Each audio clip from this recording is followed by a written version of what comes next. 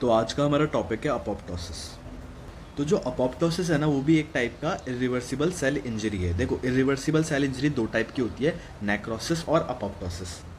जो नेक्रोसिस होता है ना, उसका रोल होता है मेनली पैथोलॉजिकल, या जबकि कोई इन्फेक्शन होता है तब अगर सेल की डेथ होती है ना, तो वो किस साइड होगा, नेक्रोसिस की तरफ। लेकिन अगर ऐसा है कि सेल है, उसकी कोई एज होती है, अगर उसकी नॉर्मल जो एज है, वो लाइफ स्पैन है जो कंप्लीट हो चुका है, तो अब उसको अंडरगो होना पड़ेगा डेथ की तरफ, तो उसको हम बोलते हैं अपोप्टोसिस।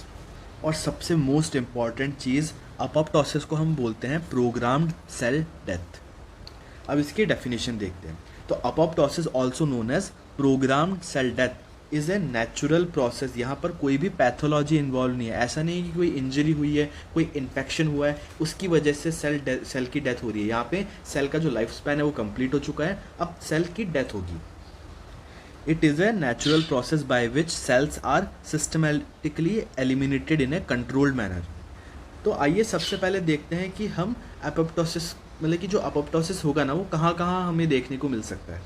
तो अगर आपको थोड़ा बहुत नॉलेज हो ह्यूमन बॉडी के बारे में, तो जो एम्ब्रियो होता है ना, वो हमेशा से एक नॉर्मल ह्यूमन बेबी की जैसे नहीं दिखता होता है। उसके अंदर बहुत सारे चेंजेस होते हैं। जैसे कि फॉर एग्जांपल के लिए हम लेते हैं कि जो उसका हाथ है ना, स्टार्टिंग में उसका हाथ ऐसा कुछ होता है, फिर धीरे धीरे धीरे धीरे धीरे धीरे उसकी डिजिट्स का फॉर्मेशन होने होता है। तो डिजिट के फॉर्मेशन के लिए इस डायरेक्शन के अंदर अपोप्टोसिस होता है, और फिर जाके उसका जो हाथ है वो कुछ कुछ ऐसे ऐसे इस फॉर्म में बनने लग जाता है, और इवेंचुअली एक कंप्लीट हाथ बन जाता है। तो अगर एपोप्टोसिस की प्रोसेस नहीं होती, तो जो बेबी है उसके जो फीचर्स है वो नहीं बन पाते प्रॉपरली। अब सबसे इम्पॉर्टेंट बात, तो जो एम्ब्रियोजेनेसिस के अंदर जो अपोप्टोसिस हुआ, क्या वो एक पैथोलॉजिकल कंडीशन है? क्या उस बच्चे को कोई डिजीज़ है? नहीं, उस बच्चे को कोई भी डिजीज़ नहीं है। कि ये चीज़ नेचुरल है, फिजियोलॉजिकल है। लेकिन क्या जो अपोप्टोसिस होता है वो सिर्फ फिजियोलॉजी के अंदर होता है? नहीं, वो पैथोलॉजिकल भी हो सकता है। तो वो कहाँ फिजियोलॉजिकल होगा, कहाँ पैथोलॉजिकल होगा, इसको हम यहाँ पे एक बार समझ लेते हैं। फिजियोलॉजिकल के अंदर मैंने सबसे पहला तो बता दिया एम्ब्रियोजेनेसिस। दूसरा क्या है, अगर आपको पता हो तो फीमेल्स जो होती है उसके अंदर हर महीने एक साइकिल चलती है जिसको हम बोलते हैं मेंस्ट्रुअल साइकिल। उसके अंदर जो यूट्रस की इनर लाइनिंग है ना, एंडोमेट्रियम, उसकी शेडिंग होती है। तो वो भी किसकी वजह से होगी? एपोप्टोसिस की वजह से। तो सेकंड एग्जांपल क्या हो जाएगा? Shedding of endometrium in menstrual cycle. अगर आपको ऑटो इम्यून डिजीज से रिलेटेड थोड़ी बहुत नॉलेज हो, तो एक टर्म होती है सेल्फ रिएक्टिंग लिम्फोसाइट।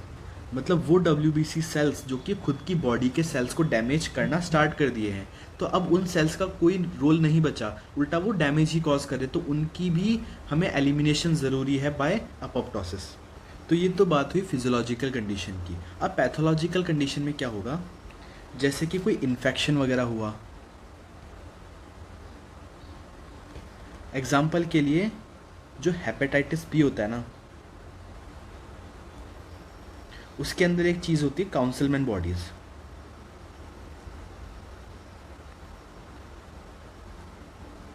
इसका भी जो एलिमिनेशन होता है ना, वो पैथोलॉजिकल अपोप्टोसिस के थ्रू ही होता है। सेकंड है कीमोथेरेपी या फिर रेडियोथेरेपी। कैंसर्स वगैरह के अंदर यूजुअली कीमोथेरेपी, रेडियोथेरेपी यूज़ में आती है। तो अगर उन थेरेपीज़ का यूज़ किया जा रहा है तो उनके टॉक्सिक इफेक्ट्स होते हैं, और उस इफेक्ट की वजह से भी जो सेल है उसकी डेथ हो सकती है। थर्ड क्या है? जिन सेल का अल्टर डीएनए होता है, यानी कि किसी रेडिएशन म्यूटेशन की वजह से उसका डीएनए चेंज हो जाता है, तो उन सेल का एलिमिनेशन भी एपोप्टोसिस के थ्रू ही होता है। तो ये तो हमने देखा कि जो अपोप्टोसिस है वो हमें कहाँ कहाँ देखने को मिलेगा। अब इसका मैकेनिज्म समझने से पहले हम देखते हैं कि जब कोई सेल अपोप्टोसिस के अंदर होता है तो उसका शेप कैसा होता है, उसकी मॉर्फोलॉजी कैसे होती है। तो इसकी मॉर्फोलॉजी के अंदर आपको 4 पॉइंट याद रखने हैं। सबसे पहले है सेल श्रिंकेज, दूसरा है क्रोमैटिन कंडेंसेशन, थर्ड है न्यूक्लियर फ्रेगमेंटेशन, फोर्थ है प्लाज्मा मेम्ब्रेन ब्लब फॉर्मेशन। तो देखो, मेनली जो अपोप्टोसिस हमें देखने को मिलेगा ना, एज्ड सेल, जो सेल की एज कंप्लीट हो चुकी है उनके अंदर देखने को मिलेगा। तो एक जो भी नॉर्मल बूढ़े इंसान के अंदर जो चीज़ें होती है वैसा वैसा कुछ आपको इमेजिन करना है। तो कोई बूढ़ा इंसान होगा तो वो क्या हट्टा कट्टा होगा? नहीं, वो एकदम पतला दुबला सा होगा। तो यहाँ पे जो सेल है वो श्रिंक्ड फॉर्म में मिलेगा। दूसरा क्रोमैटिन कंडेंसेशन। अब एक बात बताओ कि जो कोई बूढ़ा व्यक्ति है उसका दिमाग एकदम फास्ट, एकदम वो नई नई चीज़ें जल्दी सीखेगा या धीरे धीरे सीखेगा? तो जो उसका कॉग्निटिव फंक्शन है, जो उसका ब्रेन वाला पार्ट है, वो धीमा हो चुका है। तो सेल का ब्रेन किसे कह सकते हो? न्यूक्लियस को। तो यहाँ पे न्यूक्लियस का कंडेंसेशन होगा और हमें सेल की डेथ करानी है। तो अगर किसी इंसान की डेथ होगी तो उसका दिमाग भी खराब होगा ही सही, मतलब उसकी बॉडी फ्रेगमेंट में कन्वर्ट होगी ही सही। तो यहाँ पे न्यूक्लियर फ्रेगमेंटेशन भी हमें देखने को मिलेगा। अब जो फोर्थ सबसे इंपॉर्टेंट पॉइंट है वो है प्लाज्मा मेम्ब्रेन ब्लब फॉर्मेशन। अब ये क्या होता है, जो सेल है ना उसकी डेथ होने वाली है, तो जो उसकी प्लाज्मा मेम्ब्रेन है ना वो क्या करेगी, ब्लब्स का फॉर्मेशन करेगी। ब्लब्स क्या होंगे, इस टाइप के होंगे।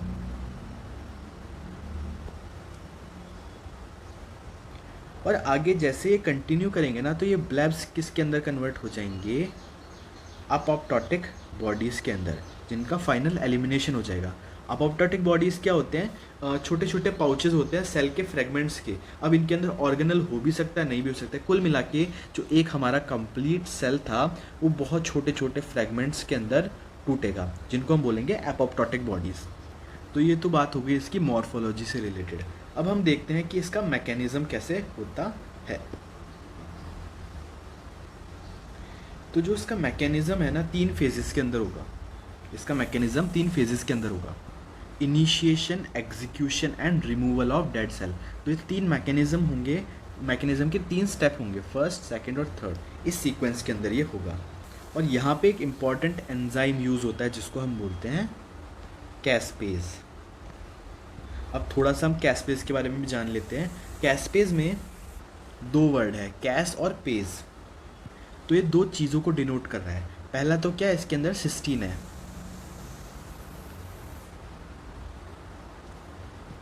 सिस्टीन क्या होता है, एक टाइप का सेमी असेंशियल अमीनो एसिड होता है, मतलब अमीनो एसिड होता है, ये आप समझ लो। दूसरा है पेज। तो ये डिनोट करता है कि जो हमारा कैस्पेज एंडोन्यूक्लियस एंजाइम है ना वो कहाँ एक्ट करेगा, एस्पार्टिक एसिड के रेसिड्यू वाली साइड पे। अब ये भी 2 टाइप का होता है, एक होगा इनिशिएटर जो कि इसका इनिशिएशन कराएगा, एक होगा एग्जीक्यूशनर जो इसका एग्जीक्यूशन कराएगा। तो अभी तक बात समझ में आ रही है। हमने देखा कि इसके मैकेनिज्म में 3 स्टेप थे, इनिशिएशन, एग्जीक्यूशन और removal of dead cell. Enzyme कौन सा था, कैस्पेज। अब 3 स्टेप में से 2 इनिशिएशन और एग्जीक्यूशन है, तो इसके अंदर भी इनिशिएटर भी होगा, एग्जीक्यूटर भी होगा। वैसे इतना कुछ खास इंपॉर्टेंट नहीं है, लेकिन याद करना चाहो तो कर लो कि इनिशिएटर कौन होता है, कैस्पेज 8, 9, 10 जो कि इसका इनिशिएशन कराएगा। और एग्जीक्यूशन कौन सा होता है, कैस्पेज 3, 6 एंड 7। अब ना इस अपोप्टोसिस के अंदर कुछ फैक्टर्स इन्वॉल्व होते हैं जो कि डिटरमाइन करते हैं कि अपोप्टोसिस होना चाहिए, कब होना चाहिए कि नहीं होना चाहिए। ये चीज़ डिटरमाइन करते हैं कुछ फैक्टर्स। उन फैक्टर्स को हम अब पढ़ लेते हैं। तो मेनली यहाँ पे 3 टाइप के फैक्टर्स प्रेजेंट होते हैं, pro apoptotic factor, anti apoptotic factor और रेगुलेटर इनिशिएटर ऑफ अपोप्टोसिस। अब देखो कुछ भी नहीं है, 3 फैक्टर होते हैं जो कि हमारे एपोप्टोसिस के प्रोसेस को रेगुलेट करते हैं। पहला हो जाएगा प्रो अपोप्टोटिक फैक्टर जो कि चाहता है कि अपोप्टोसिस हो। दूसरा है एंटी अपोप्टोटिक फैक्टर जो कि चाहता है कि अपोप्टोसिस नहीं हो। और इन दोनों की जो बहस होती है, ये दोनों आपस में लड़ते हैं कि मैं तो अपोप्टोसिस कराना चाहता हूँ, मैं अपोप्टोसिस नहीं कराना चाहता। और जो जीतता है उसको एग्जीक्यूट करता है हमारा रेगुलेटेड इनिशिएटर ऑफ अपोप्टोसिस। अब इनके नाम भी आपको याद करने पड़ेंगे। प्रो अपोप्टोटिक फैक्टर है बक्सबक, एंटी अपोप्टोटिक फैक्टर है BCL, BCL-XL, ये BCL2 है, और MCL। अब यहाँ से आप कोई भी ट्रिक बना सकते हो, मैं बोलना नहीं चाहता, लेकिन यहाँ पे आप देख सकते हो जो पैटर्न आपको ऑब्जर्व हो रहा है।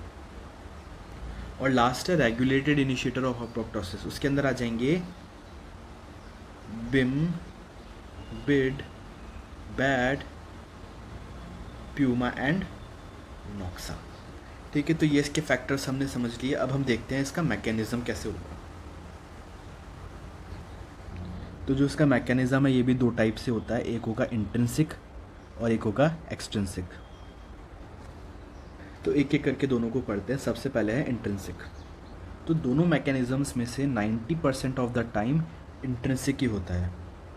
और है ना, इसके अंदर आपको एक ट्रिक याद कर लो कि आपको माइटोकॉन्ड्रिया के अंदर एक चीज़ प्रेजेंट होती है जिसको हम बोलते हैं साइटोक्रोम सी, उसको बाहर निकालना है। अगर ये बाहर निकल गया तो सेल का अपोप्टोसिस हो जाएगा। ये ट्रिक आपको याद रखनी है, आगे पूरा इसका मैकेनिज्म समझोगे तो आपको समझ में आ जाएगा। तो यहाँ पे इसका मोस्ट कॉमन ऑर्गेनेल इन्वॉल्व कौन सा हो गया? माइटोकॉन्ड्रिया। अब देखो होगा क्या, किसी भी इंजूरियस स्टिमुलाई की वजह से, अब वो सेल की एज हो सकती है, डीएनए डैमेज हो सकता है, कोई रेडिएशन हो सकती है, कोई इन्फेक्शन होता है, हम उसको बोलेंगे स्टिमुलाई। अब जितने हमने कॉजेस पढ़े आप उन सभी को यहाँ डाल सकते हो, age, infection, radiation, DNA damage. इस स्टिमुलाई की वजह से क्या होगा, जो हमारे रेगुलेटर अपोप्टोटिक फैक्टर थे ना वो एक्टिवेट हो जाएंगे। तो इस स्टिमुलाई की वजह से क्या होगा, जो हमारा रेगुलेटर प्रो अपोप्टोटिक इनिशिएटर, तो जो रेगुलेटर इनिशिएटर थे अपोप्टोसिस के, वो एक्टिवेट हो जाएंगे। कौन से वाले? ये वाले, बिम्बिडबैट, प्यूमानॉक्सा। तो आप इसको यहाँ पे लिख सकते हो। और जब ऐसा होगा तो जो हमारे प्रो अपोप्टोटिक फैक्टर थे ना उनका ऑलिगोमराइजेशन हो जाएगा, यानी कि वो दोनों कंबाइन हो जाएंगे। ऑलिगोमराइजेशन का क्या मतलब होता है, जैसे कि कोई दो सेपरेट चीज़ें हैं वो जुड़ गए तो वो ऑलिगोमराइजेशन कहलाता है। अब बेसिकली जो बक्स और बक है ना वो एक चैनल प्रोटीन है ना, लेकिन वो दो अलग अलग पार्ट्स के अंदर है। जैसे वो दो कंबाइन होते हैं वो कंप्लीट हो जाते हैं, तो वो चैनल प्रोटीन की तरह काम करने लग जाता है। अब चैनल है तो इसके थ्रू कुछ पास भी होगा, और वो पास होने वाली चीज़ क्या है, अगर आपको मेरी ट्रिक याद हो तो वो है साइटोक्रोम सी। तो जो बक्स और बक का ऑलिगोमराइजेशन हुआ उसकी वजह से फॉर्मेशन हुआ एक चैनल का, जिसकी वजह से जो साइटोक्रोम सी है वो माइटोकॉन्ड्रिया से बाहर निकल गया। तो यहाँ फॉर्मेशन हुआ बक्स बक चैनल का, उसकी वजह से जो साइटोक्रोम सी था वो लीक कर गया। तो इतनी स्टोरी समझ में आई कि नहीं आई? कि ये होता कहाँ पे? माइटोकॉन्ड्रिया के अंदर। यहाँ पे क्या हुआ, स्टिमुलाई की वजह से रेगुलेटर इनिशिएटर एक्टिवेट हो गए, उसकी वजह से बक्स और बक जो कि प्रो अपोप्टोटिक फैक्टर थे वो बाइंड हो गए, ऑलिगोमराइज हो गए।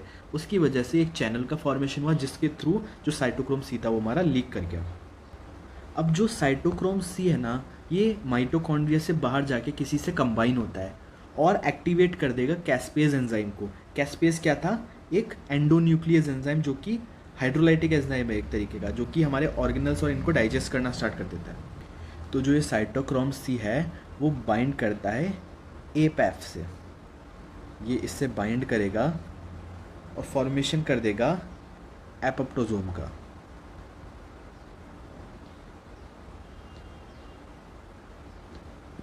अब कैस्पेज के दो पार्ट थे, इनिशिएटर और एग्जीक्यूटर। तो पहले इनिशिएट होगा या पहले एग्जीक्यूट होगा? पहले होगा इनिशिएशन।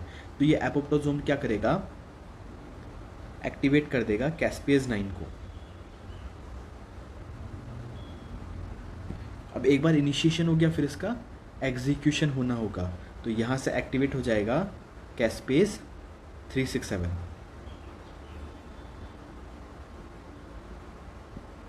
और फाइनली जो अपोप्टोसिस है वो हो जाएगा।